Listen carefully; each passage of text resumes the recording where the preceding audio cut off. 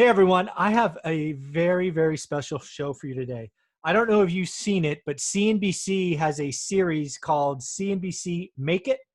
And one of their featured, I don't know what you would call it, guests, I guess, reached out to me. We're part of the same Facebook group. And he said, hey, would you like to do an interview? And I said, heck yeah. So let's welcome Todd Baldwin to the show. How you doing, sir?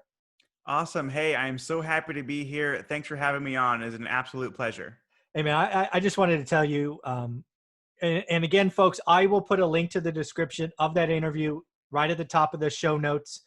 But real quick, you're 27 years old and seven-figure net worth, six figures in passive income from real estate. Lots of good stuff, but there's a couple of things in that interview that I want to touch on. But before I hit you with questions, what do you want to tell the audience about yourself and your wife before we just jump in? Sure. So real quick, I should clarify, since the interview came out, I have had a birthday. So technically I'm Ah, 28 now. okay, So it 28. doesn't have the same ring of 27-year-old millionaire, but 28-year-old millionaire is still not bad. No, But no, I mean, my wife and I, for anyone out there that might have misconceptions about people with money or, anything like that, we are very simple people. I'm a t-shirt and jeans kind of guy. I do not drive a Lamborghini. My wife and I actually, we still share one car, which happens to be an 11-year-old Ford Focus. yeah, The house that I'm recording in right now is a duplex. We live in one half. We rent out the other. We're just very chill. yeah. We're not stuck up. We don't even like fancy food. I'll take a burger and a beer and t-shirt and jeans over anything any day, probably. That is awesome. So I want to dig into the interview because there's a couple of comments that really hit me. A couple of them because I could see myself with a similar story. And we're going to go from youngest to oldest as I Mhm. remember them. You talked about in the interview growing up modest means, and you talked about coming back, I believe it was from shoveling manure, and you counted quarters. I think you said it was $6. Yes. And I mean, can you still hold on to that feeling of being that child going, man, I've got $6. Absolutely. Yeah. I mean, that's when I started on this journey, being 12 years old, came back from shoveling poop. Yeah. I mean, literally that was my job when I was 12. I got my first job when I was 12, shoveling manure and getting paid in change, pocket change. Yeah. And at the time, it was the most money that I personally had ever had, like to myself. Yeah. And I looked myself in the mirror at 12 years old and I was like, I've got to make millions of dollars. And I've just been on that track ever since. Wow. So first off, I have a similar story. My story is counting nickels of all things. Well, I'm 20 years older than you, so I guess my nickels are your quarters. Right. It's called inflation. Yeah, exactly.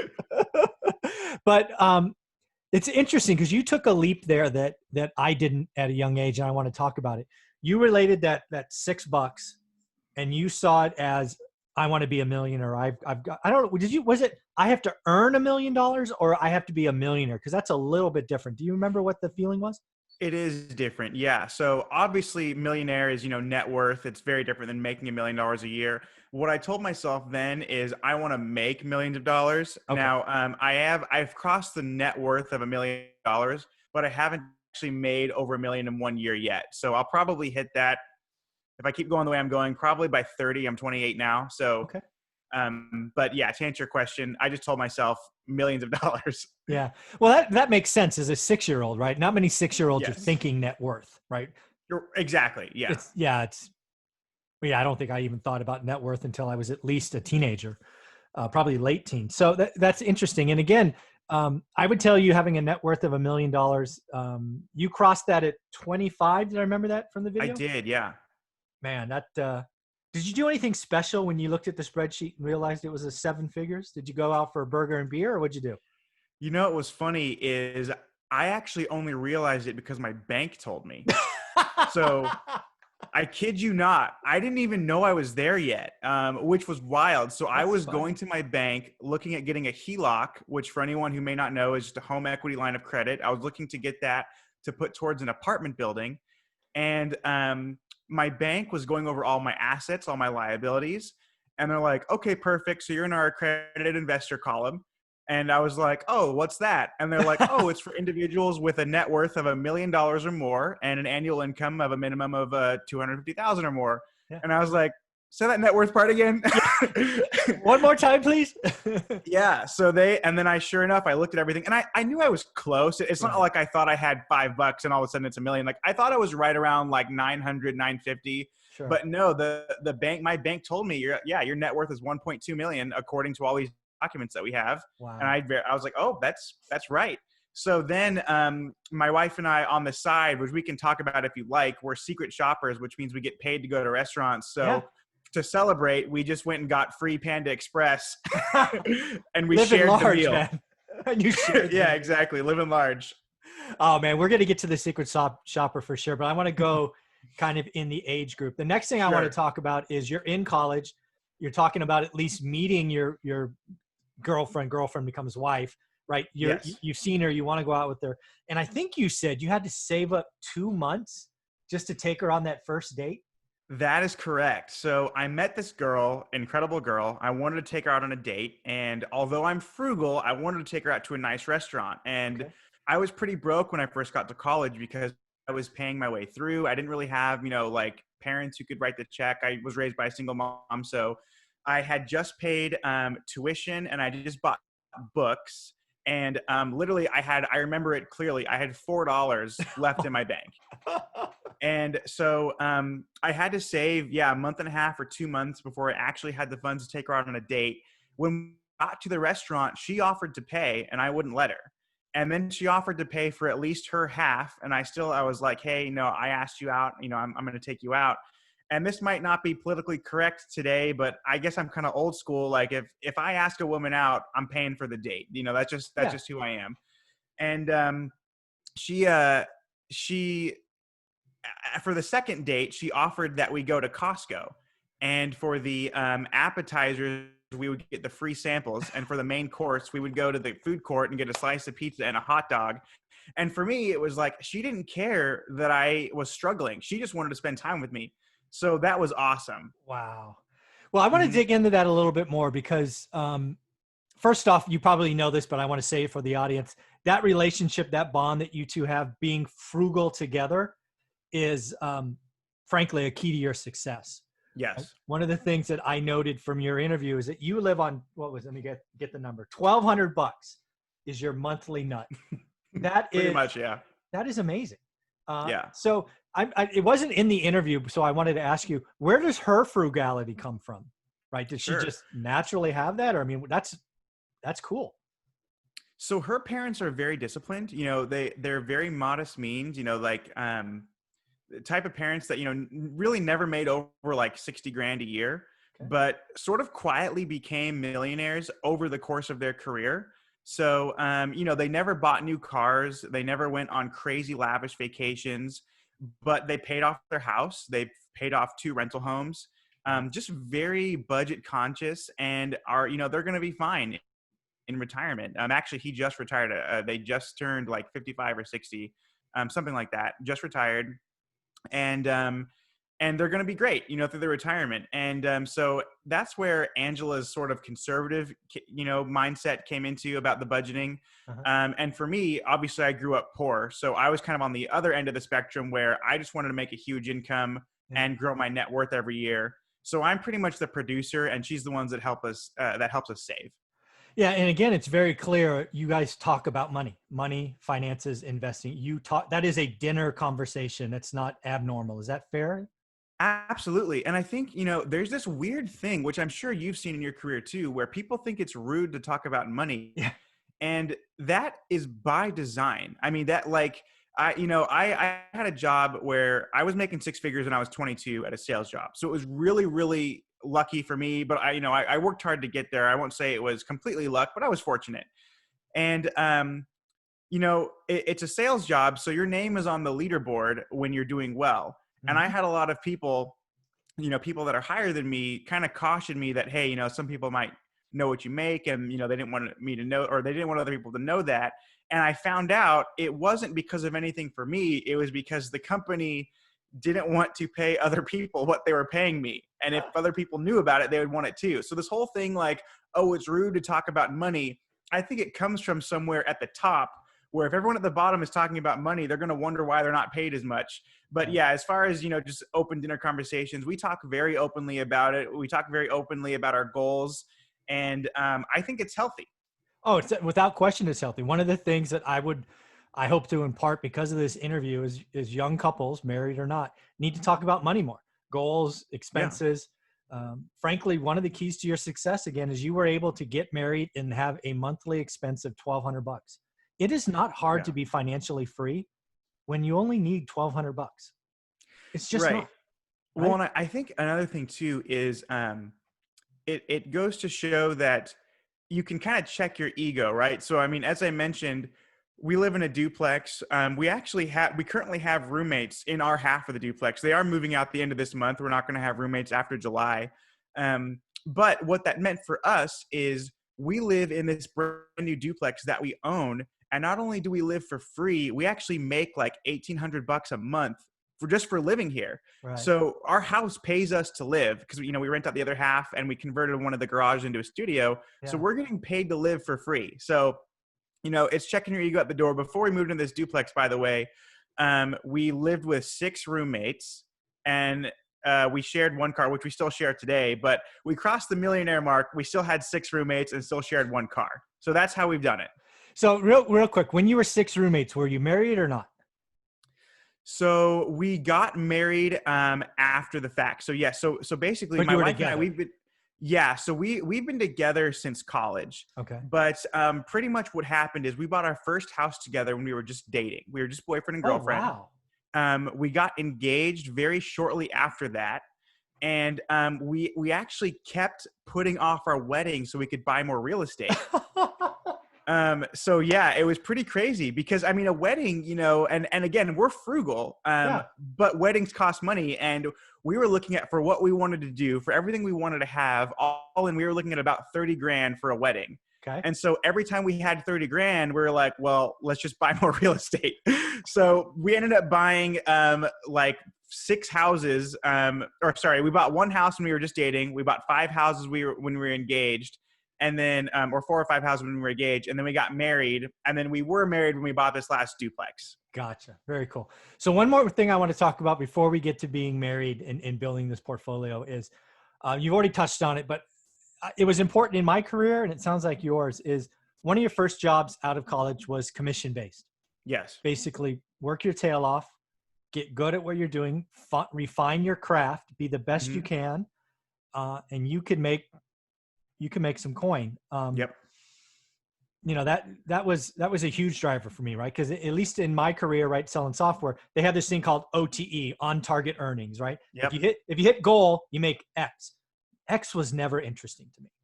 Yes. I wanted to know what X squared was, right? And that drove me. And I would work ungodly hours. I would take extra meetings. I would make, you want 100 calls, great. I'll make 200, right? It was going extra. How much of that was a driver for you in the beginning was just again, for us, it was money, right? We both grew up with nothing. Just, I wanted, I needed, I was drive and you just worked harder than everybody else.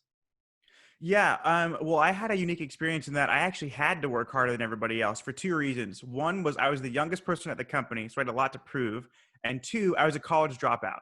So I was coming to this business without a degree.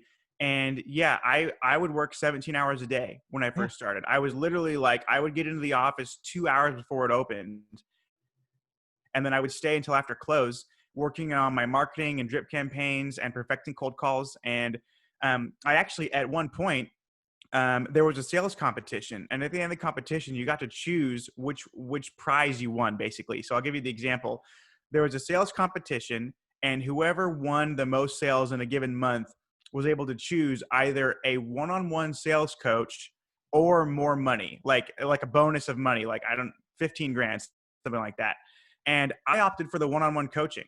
So I turned down a lump sum of money up front to perfect myself and to perfect my abilities. But I have no regrets on that, because by the time I was, 24, just my base salary was 150 grand. And then I was making 40% commission on sales on top of that. So I was able to make a lot of money very quickly. And because to your point exactly, I was very disciplined and just very much a go-getter in the early days, and still am. Yeah. And again, I love the sales profession because, again, there is a scoreboard. I don't know what it was for you, whether it was weekly or monthly or quarterly, but we had quarterly goals, and there was a leaderboard, and it was Yep. published, and it was known, and it was celebrated, and it happened every 90 days. And you either thrive or crumble in that environment. And I lived in it for more than 20 years, and I enjoyed every minute of it, because every day, whether you had a horrible quarter, which they happen, or you had a Mhm. blowout once in a lifetime, everybody's at zero day one. Yes. It's it's sickening to say, but I love that because it's just another 90 days to go after it. Was it monthly or quarterly for you?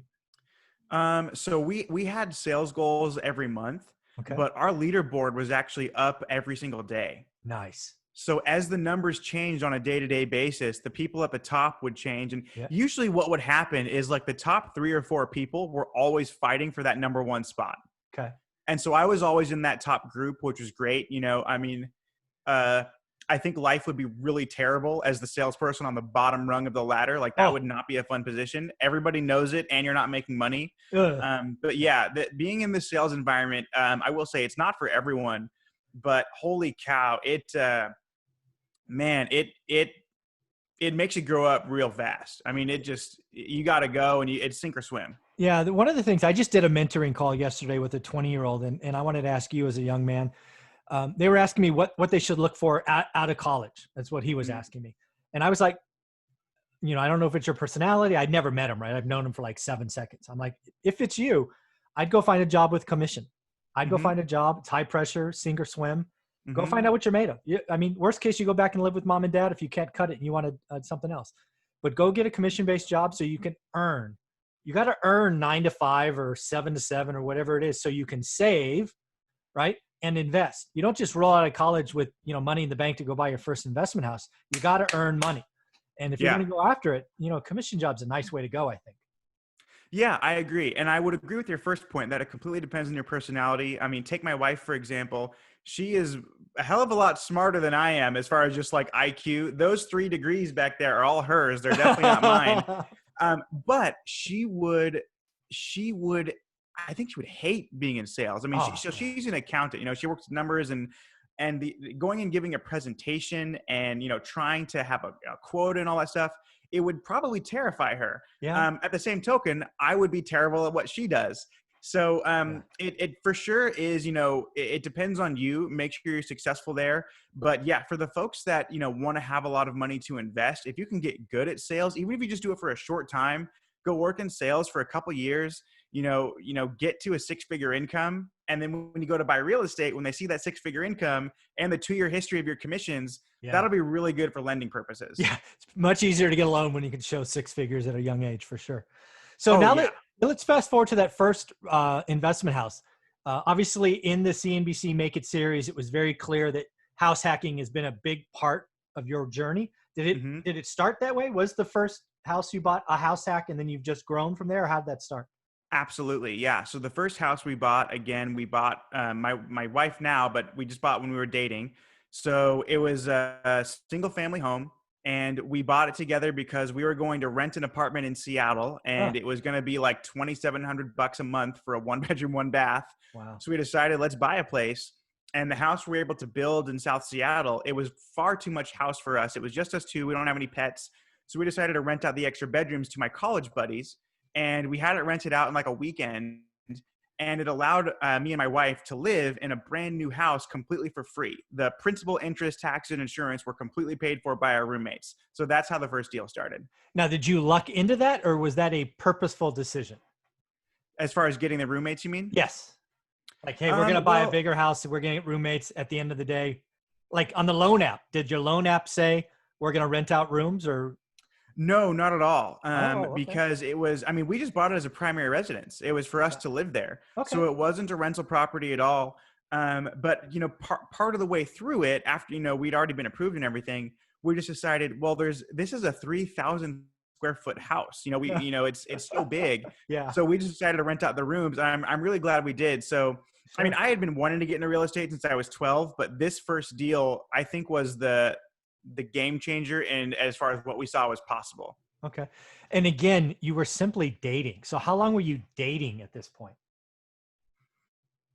Oh gosh. So Oh, we've only been married 2 years, but we were engaged for 2 years.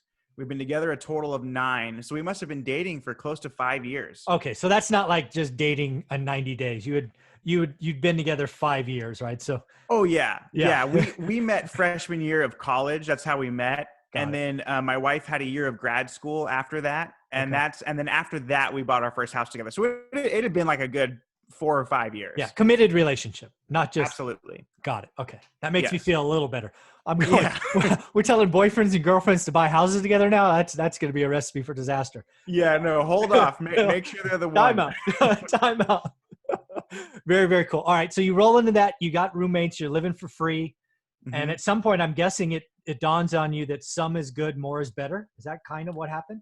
Exactly. So for us, basically, and this kind of goes back to we were in such a blessed position that she was working for one of the largest accounting firms in the world, and I was making 6 figures. We were 23 at the time. Wow. And even we were like, these rental prices in Seattle are pretty ridiculous. Yeah. And we thought that if we don't want to pay for this, then people with lower incomes for sure don't want to pay for it.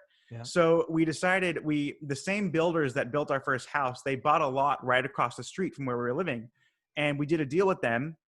So we bought a house from them 9 months after our first property. And again, with the sole purpose of renting it out by the bedroom, because if a studio in Seattle is, $2,000, a lot of people are much more inclined to spend 900, especially when all utilities are included. So we bought that house, and I think it took 5 days to get all 6 bedrooms completely leased out. Wow. And then the cash flow on that was insane. We were collecting right around $6,000 per month, and the mortgage was like $2,800. Wow. So that was at what age did that one happen? You were 23? Is that So right? yeah, we definitely bought our first one at 23, and then our second one, or maybe we were 22. Gosh, Young. yeah, we were young. Yeah, it was 23, 22 or 23 for sure when we bought our first one, and then the second one was 9 months later. Got it. So where I was going with that is it's been 5 years, roughly 5 years since those first Yeah. purchases. Seattle's seen some appreciation in 5 years. Oh my gosh. Yeah. Yeah. So we Where are across those our where are those two sitting? Like you bought them for 5 and they're worth 7, or roughly? Yeah. So it's funny. So I recently started a YouTube channel about real estate investing, and the last video that I put out was about the appreciation over all 6 properties. Cool. So in total, over like 4.5 years, I've realized over 700 grand just in appreciation. Wow. But that was over 6 properties. So to answer your question, the first one we bought for 506,000. It's now worth, I believe, 696,000. All right. And then the second one we bought for 525. It's now worth 747,000. There you go. What's that? 40% appreciation, right? Bought for 5, worth 7, just rough math. Right. Well, so here's what's crazy. You're going to love this. So on our first home, we did a first-time home buyers program where we only put 3.5% down. So our down payment on that first deal was $19,000, and in 2 years we realized $190,000 in equity. So turning 19 grand into 190, what's that, like a 960% return, something like that? So that's it's hard to do on the stock market. That's hard to do. That's hard awesome. to do. That's awesome. So again, house hacking is important to you. There's one comment you made right near the end of the video that you have a goal of getting to 6,000 apartments by the age of 60. Yes. I know it's a very arbitrary number. Nice round numbers. I mean, yeah, I just wanted to get, how's the first 500 come together? I mean, is it just, you're going to have 6,000 house hack bedrooms? Is that like what you're doing? Or are you going to go into apartments? Do you have any idea? Into apartments, yeah. So the house hacking is absolutely wonderful, especially for cash flow, appreciation too. But I think it's a really great first step. And honestly, if anyone's like worried about getting into real estate or think it's too big of a risk, house hacking is this beautiful thing where you have to have a place to live. So you might as well live for free. But the tricky part is it's not, in my opinion, it's not as scalable as owning apartment buildings because you're dealing with roommates and personalities. Mm-hmm. So I can own 400 apartment units and hire a management company. It would be much harder to own 400 bedrooms where people, there's 400 roommates. Yeah. So the house hacking for me has worked as a phenomenal stepping stone to really realize a couple $1,000,000 and then take that and then, do whatever I want with that in the future, which will probably be apartment buildings. Yeah. So there's a couple things. First, I'd be remiss if I didn't rewind this and go, what is your YouTube channel so people can check you out? Oh, thank you. It's just my name. Very easy. It's just Todd Baldwin. Oh, there we go. And then, so I don't know if you've read my book yet, but something that's very similar to our stories is I started with houses. Mm-hmm. And then at some point, right, those appreciated just like you're in. Mm-hmm. And I did 1031 exchanges into apartments, right? We went from 8 single family homes to 80 units. So that's incredible. That and now I know, and you can keep this or not keep it, but I know now you're making big money. I read up on you, man. Aren't you making like 6 figures a month right now? Yeah, I'm doing okay. Yes. I love that. Yeah, I'm doing okay. The only thing I like to talk about on this channel, because I don't want to freak people out, is I have successfully replaced 2 6-figure incomes just as a buy and hold investor. Nothing fancy. We went from one house and we built a portfolio to almost 200 units. It took 15 years, and it's certainly possible. It's possible for everyone if you, like we saw, earn, right, commission based, sacrifice, live below your means. Man, I was never at $1,200 a month, but similar thing, right? And then you just, time's on your hand, right? You've talked about 40% appreciation in 5 years. Just think about what would happen if you owned them for 20 years. Exactly. Well, and just, we collected, so this was cool. So in December of 2019, because we have spreadsheets of all of our rental income, December 5th at 8:30 in the morning, we collected our $1 millionth of rental income. Wow. And that was just over 4 years, it was, and that's just over 4 years, just with 6 single family properties. That's amazing. Right. And it's because we do it by the bedroom. So absolutely, it's possible. I'm not where you are at yet, but I hope to be someday. But yeah, it's amazing. Let's be very clear about something. You are light years ahead of me. I didn't even buy my first rental house until I was 30. So put that in. See, kids, there's time. You got time, kids. time. Yeah. The other thing I'd be remiss if I didn't ask, because lots of people watch this channel, is how was it house hacking being a married couple? I get a lot of single guys. You kind of get it, right? We're all just dirty guys. Yep. But you're married, your wife's there. Sometimes you're home, sometimes you're not. I mean, was it ever a problem? There are some things that come with living with a bunch of strangers that are either annoying or just, you got to get used to. One thing that we made it so it was as easy as possible is we have a house cleaner come through every single house on a weekly basis. Gotcha. And she cleans from top to bottom. So there's not a whole lot of mess. We also make sure to stock each and every house with toilet paper, paper towels, hand soap, dish soap. So that way, like if you're always, buying the soap for your bathroom and your roommate's always using it and never refilling it, eventually it's going to annoy you. Right. But yeah, there was a very interesting time, which I know you said you don't edit. If you edit this out, that's fine. No, but, I'm not editing nothing out. So all right, here we go. I won't cuss, don't worry. But I got in some trouble. One of my guy roommates had a girlfriend over, and let's just say she had some garments that got mixed in with my garments. And when I put laundry away, my wife pulls out a pair of like red silky panties that definitely were not hers. And she's like, "What are these?" And I'm like, "They're yours." And they were not.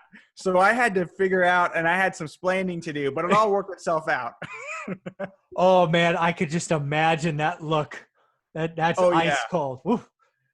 Yeah, not good. It was a bad look. Yeah. Man, that's amazing. And again, I want to go back to the kind of some of the details in the video of CNBC Make It. It'll be in the bottom of the description. You are still sharing a Ford Focus? Yes, sir.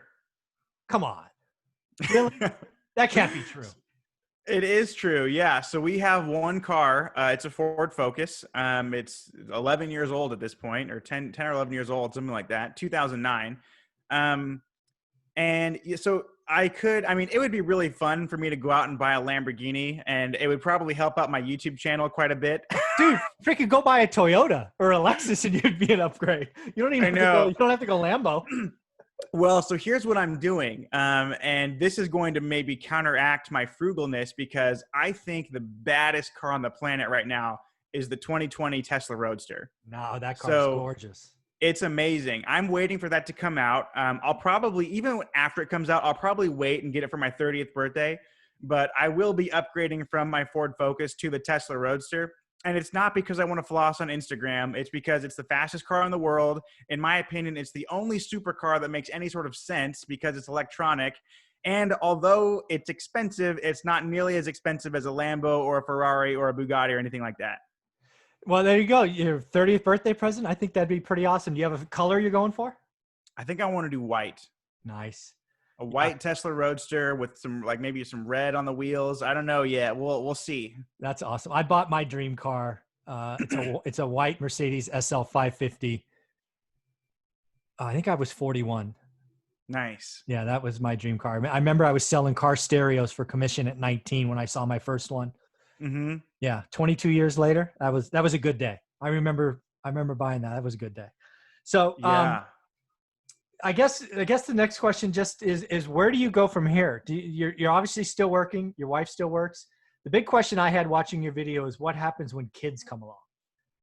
Great question. So we're actually looking at probably starting a family in the next year or two. Okay. And so what we would like to do is get a few more properties under our belt, probably move into bigger multifamily apartment buildings that are just easier to manage. Sure. And at that point, not really having to rely on a job, and not that we rely on jobs now. Right. But my wife didn't want to stop. My wife is a hard worker, and she loves what she does, and she has a lot of fulfillment from it. So we're trying to figure it out. Like, is she going to be bored if if her life completely changes and she's not working at all? Yeah. So we're trying to figure that out. It'll be her decision. The blessing is that if she wants to stop working and never work a day in her life again, we can do that. And we can do that today, actually. So we'll kind of figure it out as it comes along. But for me, I wanted to be financially independent so that, I never have to miss my daughter's ballet recital, or I never have to miss my son's Little League game. I don't want to be stuck on some conference call, and not be able to make the school play. So I don't need any of that, so I'll be ready to go and just be full on dad mode as soon as the kids come. And I'll still invest, of course. Of course. That's the beauty about what you've picked up with real estate investing. It's not like playing a professional sport or even being in commission-based sales. One thing I learned very early, commission-based sales, you can only do it for so long before that fuse being burnt on both ends can get you. So I've been very impressed with you, Todd. Congratulations. You have an amazing story. People need to watch this a couple of times, see the CNBC thing. And again, what is your YouTube channel? Just my name, Todd Baldwin. And yeah, it's been a pleasure talking to you, and you are the man. Thank you for having me on your show. All right, man. Have a wonderful day. You as well.